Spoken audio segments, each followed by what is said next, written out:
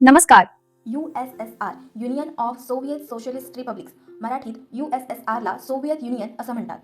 पण USSR म्हणजे नेमकं काय, याची सुरुवात कशी झाली आणि कालांतराने याचं अस्तित्व कसं संपलं, हे आज मी तुम्हाला सांगते. चला तर मग इतिहासाची पानं उलगडूया. 1917 मध्ये रशियामध्ये मोठी क्रांती झाली आणि तिथला जो राजा होता जार, त्याची सत्ता कोसळली. राजाची सत्ता कोसळल्यानंतर त्याची आधी ज्या प्रदेशांवर सत्ता होती त्यातल्या काही भागांनी स्वतःला स्वतंत्र देश म्हणून घोषित केलं. पण खरं तर 1917 पासून ते 1922 पर्यंत या 5 वर्षाच्या काळात हे भाग तांत्रिकदृष्ट्या स्वतंत्र प्रजासत्ताक म्हणून अस्तित्वात येण्याचा फक्त प्रयत्न करत होते.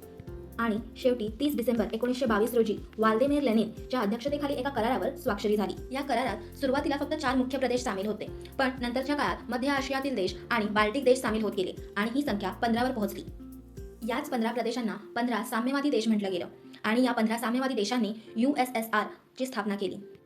या 15 देशांमध्ये सगळ्यात मोठा देश हा होता रशिया.